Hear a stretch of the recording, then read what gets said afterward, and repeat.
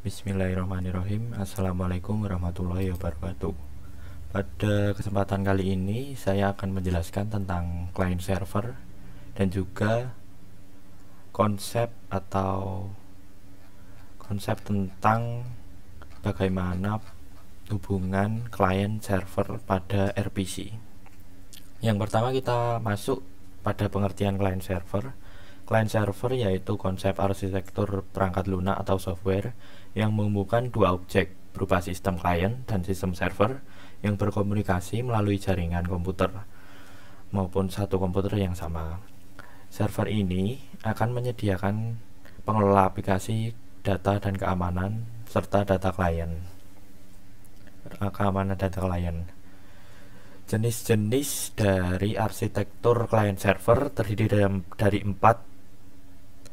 Yang pertama yaitu one tier atau standalone. Arsitektur ini menggunakan mesin tunggal yang berbasis host. Jadi cuma ada satu server dan satu klien. Dan aplikasi client server ini ditempatkan pada host tadi. Dan ini pemrosesan data yang dilakukan ini bersifat terpusat atau satu saja, seperti namanya one tier. Yang kedua two tier client server atau client server. Yang tadi hanya satu, sekarang terdapat dua, yaitu client dan server. Aplikasi ini menghubungkan server ke banyak klien seperti yang di sini. Jadi satu server bisa ke banyak klien. Cara kerjanya, dan server serta klien ini bisa ditempatkan di tempat yang jauh atau berbeda tempat begitu. Cara kerjanya yaitu klien meminta atau merequest ke server, lalu server mengembalikan umpan balik ke klien.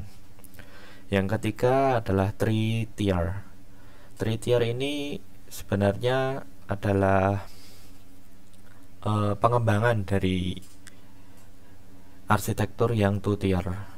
Di three tier ini ada di antara server dan klien tidak langsung terhubung, namun ada yang namanya application server.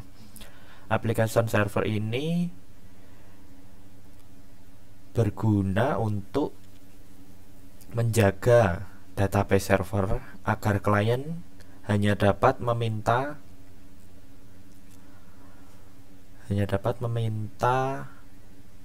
apa yang dia minta ke database, sehingga database itu tidak bisa diubah-ubah oleh klien. Model ini juga memiliki banyak lapisan sehingga keamanannya dan skalabilitasnya baik.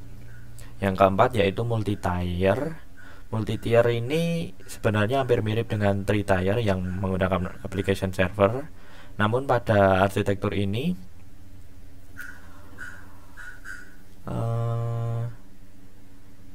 application server antar, misalnya di sini ada server dan klien suatu perusahaan, lalu di sini juga ada application dan server suatu perusahaan. Nah, di kedua application server tersebut di kedua hubungan tersebut memiliki application server yang berbeda. Nah, pada multi-tier ini application server perusahaan A dapat terhubung dengan application server perusahaan B. Nah, berkat multi-tier ini akses data yang disalurkan menjadi lebih cepat daripada arsitektur lain, dan juga memiliki sistem keamanan yang lebih karena application server hanya dapat meminta data yang dibutuhkan, lalu application server tersebut juga tidak bisa diubah-ubah atau klien tidak bisa mengubah, hanya bisa meminta.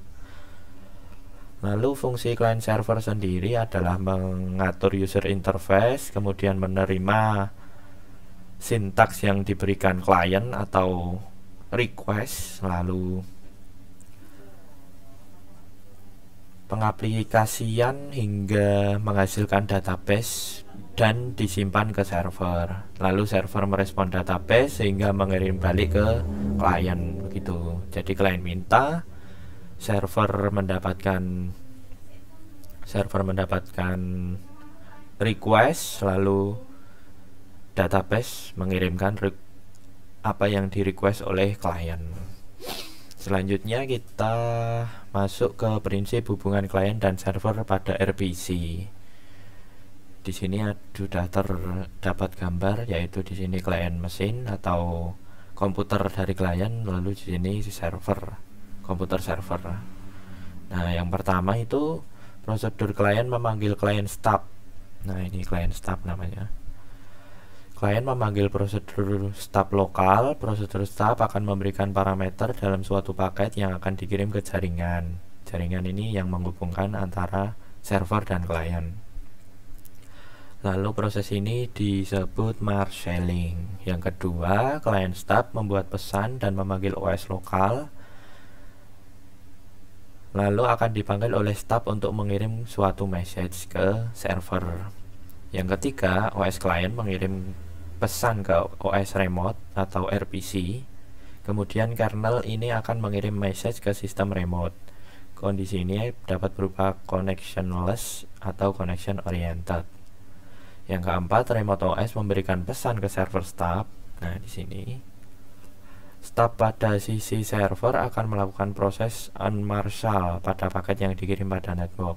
Tadi kan yang mengirim ini namanya marshalling. Lalu setelah sampai ke server, seperti dibongkar message-nya. Jadi dia membutuhkan apa saja.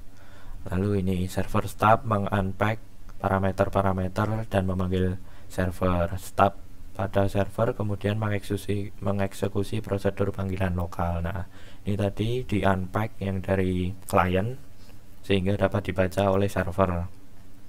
Server mengerjakan operasi dan mereturn hasilnya ke server stub. Jadi setelah server dapat pesan lalu dia mengembalikan apa yang dipesan, lalu dia mengirimnya ke server stub.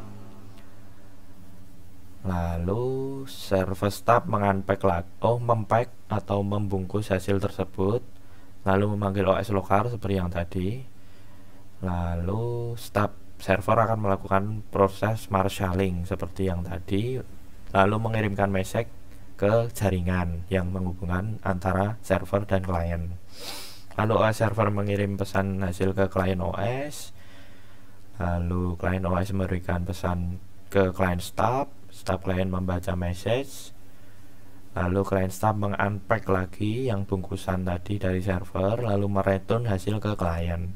Proses unmarshaled kemudian dilakukan pada message ini, dan ini akan diambil untuk kemudian diproses pada proses lokal atau di client proses. Nah, begitu cara kerja dari client server pada RPC. Sekiranya cukup dari saya. Billahi taufiq wal hidayah. Wassalamualaikum warahmatullahi wabarakatuh.